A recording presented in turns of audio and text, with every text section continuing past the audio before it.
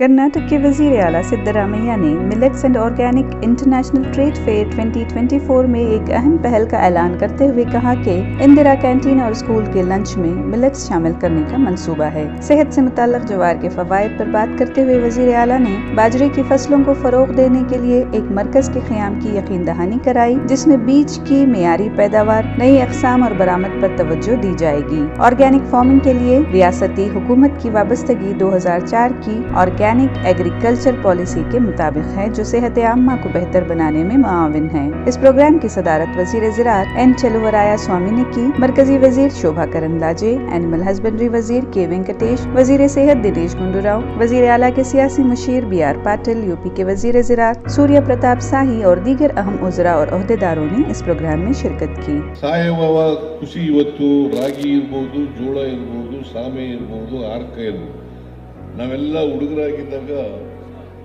ಎಲ್ಲಿ ಮಳೆ ಕಡಿಮೆ ಬೀಳ್ತದೆ, ಎಲ್ಲಿ ಫಲವತ್ತತೆ ಕಡಿಮೆ ಇರ್ತದೆ, ಆ ಪ್ರದೇಶಗಳಲ್ಲಿ ಈ ಸಿರಿಧಾನ್ಯ ಬೆಳೀತಾ ಇರ್ತದೆ. ಈ ಸಿರಿಧಾನ್ಯಗಳ ಊಟ ಕೂಡ ಒಂದು ವರ್ಷದಲ್ಲಿ 1 ತಿಂಗಳು, 2 ತಿಂಗಳು, 3 ತಿಂಗಳು ಈ ಥರ ಎಲ್ಲ ಊಟ ಮಾಡ್ತಕ್ಕಂಥದ್ದು ಕೂಡ ಮಾಡ್ತಾ ಇದ್ದಾರೆ. ಈಗ ವಿಜ್ಞಾನ ಬೆಳೆದಿರೋದ್ರಿಂದ ಸಿರಿಧಾನ್ಯಗಳ ಮೂಲಕ ಬಹಳ ಉತ್ತಮ ರೀತಿಯಲ್ಲಿ ರುಚಿಕರವಾದಂಥ ಆಹಾರ ಪದಾರ್ಥಗಳನ್ನು ತಯಾರು ಮಾಡ್ತಕ್ಕಂಥದ್ದು, ಆಹಾರವನ್ನು ತಯಾರು ಮಾಡ್ತಕ್ಕಂಥದ್ದು, ಜೊತೆಗೆ ಇದರಲ್ಲಿ ಸಾರಜನಕ, ನಾರಿನಂಶ, ವಿಟಮಿನ್ಗಳು, ಲವಣಗಳು ಹೆಚ್ಚು ಇರ್ತಕ್ಕಂಥದ್ದು. ಈ ಸಿರಿಧಾನ್ಯಗಳಲ್ಲಿ ಸಾರಜನಕ, ನಾರಿನಾಂಶ, ವಿಟಮಿನ್ಗಳು ಮತ್ತು ಲವಣಗಳು, ಎಲ್ಲ ಖನಿಜಗಳು ಎಲ್ಲ ಕೂಡ ಇರ್ತವೆ. ಇವೆಲ್ಲವೂ ಕೂಡ ಶರೀರಕ್ಕೆ ಬೇಕಾಗ್ತದೆ. ಇತ್ತೀಚಿನ ವರ್ಷಗಳಲ್ಲಿ ಬಹಳ ಜನರು ಈ ರಾಸಾಯನಿಕಗಳಿಂದ ಅನೇಕ ರೋಗಗಳಿಗೆ ತುತ್ತಾಗ್ತಕ್ಕಂಥದ್ದನ್ನು ಕೂಡ ನಾವು ನೋಡ್ತಾ ಇದ್ದೀವಿ. ಇತ್ತೀಚಿನ ರಕ್ತದ ಒತ್ತಡ ಇರ್ಬೋದು, ಕ್ಯಾನ್ಸರ್ ಇರ್ಬೋದು, ಡಯಾಬಿಟಿಕ್ ಕಾಯಿಲೆ ಇರ್ಬೋದು, ಹೃದಯ ಸಂಬಂಧಿತ ಕಾಯಿಲೆಗಳಿರ್ಬೋದು, ಈ ಥರದ ಅನೇಕ ಕಾಯಿಲೆಗಳು ಕೂಡ ಇದರಿಂದಲೇ ಬರ್ತವೆ ಅಂತಲ್ಲ, ರಾಸಾಯನಿಕ ಪದಾರ್ಥಗಳನ್ನು ಬಳಸೋದ್ರಿಂದಲೇ ಬರ್ತವೆ ಅಂತಲ್ಲ, ಅವು ಕೂಡ ಕಾರಣ. ಸೊ ಈ ಕಾರಣದಿಂದ ಕರ್ನಾಟಕ ರಾಜ್ಯ ಹೆಚ್ಚು ಒತ್ತು ಕೊಡ್ತಕ್ಕಂಥ, ಅದಕ್ಕೋಸ್ಕರ ಒಂದು ನೀತಿಯನ್ನೇ ಮಾಡಿ ಆ ನೀತಿಯನ್ನ ರೈತರಿಗೆ ಸಹಾಯ ಮಾಡ್ತಕ್ಕಂಥ ಕೆಲಸವನ್ನು ಮಾಡ್ತಕ್ಕಂಥದ್ದನ್ನು ಮಾಡಿದ್ದೀವಿ. ಈಗ ಶೋಭಾ ಕರಂದ್ಲಾಜೆ ಅವರು ಹೇಳ್ತಾ ಇದ್ರು, ಪಕ್ಕದಲ್ಲಿ ಕೂತಿದ್ದಾಗ ಕೇಂದ್ರ ಸರ್ಕಾರನೂ ಕೂಡ ಸಹಾಯ ಮಾಡ್ತದೆ. ನೀವು ಒಂದು ಅನೇಕ ಜನ ವಿದೇಶಿಯರು ರಾಗಿ ಅವರಿಗೆ ಕ್ವಾಲಿಟಿ ಸೀಡ್ಸ್ ಸಿಗ್ಲಿಲ್ಲ ಅಂತಕ್ಕಂಥ ಮಾತುಗಳನ್ನು ಹೇಳ್ತಾರೆ. ನಾನು ಕೃಷಿ ಕಾರ್ಯದರ್ಶಿಗಳಿಗೆ ಹೇಳಿದ್ದೀನಿ, ರಾಗಿ ಬೆಳಿಬೇಕು.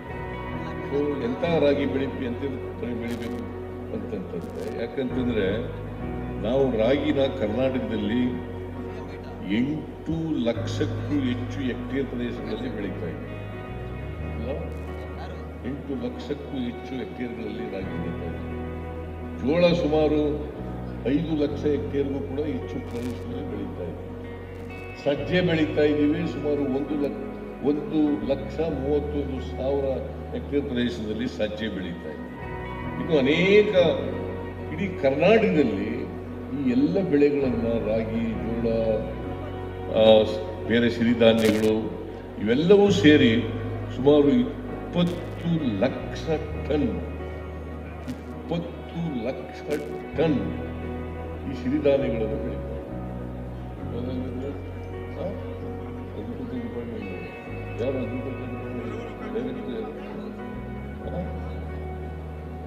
ಸುಮಾರು 20 ಲಕ್ಷ ಟನ್ಗಳಷ್ಟು ಈ ಆಹಾರ ಪದಾರ್ಥಗಳನ್ನು ಬೆಳೀತಾರೆ. ಅದರಲ್ಲಿ ವಿದೇಶಗಳಿಗೆ ರಫ್ತು ಮಾಡ್ತಕ್ಕಂಥ, ವಿದೇಶದಲ್ಲಿ ಬೆಳೀತಕ್ಕಂಥ ಸೀಡ್ಸ್ ಇದೆಯಲ್ಲ, ಅದನ್ನು ಕೂಡ ಬೆಳೀತಕ್ಕಂಥದ್ದನ್ನ ಮಾಡಬೇಕು ಅಂತ ಹೇಳಿದೆ. ಮುಂದಿನ ವರ್ಷದಿಂದ ಇದನ್ನ ಬೆಳೀತೇವೆ, ಮತ್ತೆ ಹೊರ ದೇಶಗಳಿಗೆ ರಫ್ತು ಮಾಡ್ತಕ್ಕಂಥದ್ದನ್ನು ಕೂಡ ಮಾಡ್ತೀವಿ. ಅದಕ್ಕೆ ಒಂದು ಶೆಲ್ ಕೂಡ ಮಾಡ್ತೀವಿ. ಅದಕ್ಕೆ ಕೃಷಿ ಸಚಿವರು, ಕೇಂದ್ರದ ಕೃಷಿ ಸಚಿವಾಲಯ ಕೂಡ ಸಹಾಯ ಮಾಡ್ತದೆ. ಅದರಿಂದ ಒಂದು ಶೆಲ್ ಕೂಡ ತಯಾರು ಮಾಡಿ ಯಾವ್ಯಾವ ದೇಶದಲ್ಲಿ ಸಿರಿಧಾನ್ಯ ಬೆಳಿತೀವಿ ಅಂತ ಹೇಳ್ತಾರೆ, ಆ ಸಿರಿಧಾನ್ಯ ಎಂಥ ಸಿರಿಧಾನ್ಯ ಬೆಳಿತಾರೆ ಅಂಥ ಸಿರಿಧಾನ್ಯದ ಮಾಡಿಕೊಡ್ತಕ್ಕಂಥ ಅದನ್ನು ಗುಣಮಟ್ಟದ ಬೀಜವನ್ನು ತಯಾರು ಮಾಡ್ತಕ್ಕಂಥ ಕೆಲಸವನ್ನು ನಮ್ಮ ಸರ್ಕಾರ ಮಾಡ್ತದೆ ಅಂತಕ್ಕಂಥ ಮಾತುಗಳನ್ನು ಕೂಡ ಈ ಸಂದರ್ಭದಲ್ಲಿ ಹೇಳಲಿಕ್ಕೆ ಬಯಸ್ತೇವೆ. ಜೊತೆಗೆ PDS ಮತ್ತೆ ಅಂಗನವಾಡಿ ನ್ಯಾಯಬೆಲೆ ಅಂಗಡಿಗಳು, ಆಮೇಲೆ ನಮ್ಮ ಇಂದಿರಾ ಕ್ಯಾಂಟೀನ್ ಮತ್ತೆ ಶಾಲೆಯಲ್ಲಿ ಮಧ್ಯಾಹ್ನದ ಊಟ ಇವೆಲ್ಲ ಕಡೆ ಕೂಡ ಸಿರಿಧಾನ್ಯವನ್ನು ಬಳಸ್ತಕ್ಕಂಥ ರೀತಿಯಲ್ಲಿ ನಾವು ಅದನ್ನು ಇಂಟ್ರೊಡ್ಯೂಸ್ ಮಾಡ್ತಕ್ಕಂಥ ಕೆಲಸವನ್ನು ಮಾಡೋದು. ಯಾಕಂತಂದ್ರೆ ಮಕ್ಕಳು ಕೂಡ ಪೌಷ್ಟಿಕಾಂಶಗಳಿಂದ ಕೂಡಿದಂಥ ಆಹಾರವನ್ನು ಪಡ್ಕೊಳ್ಬೇಕು.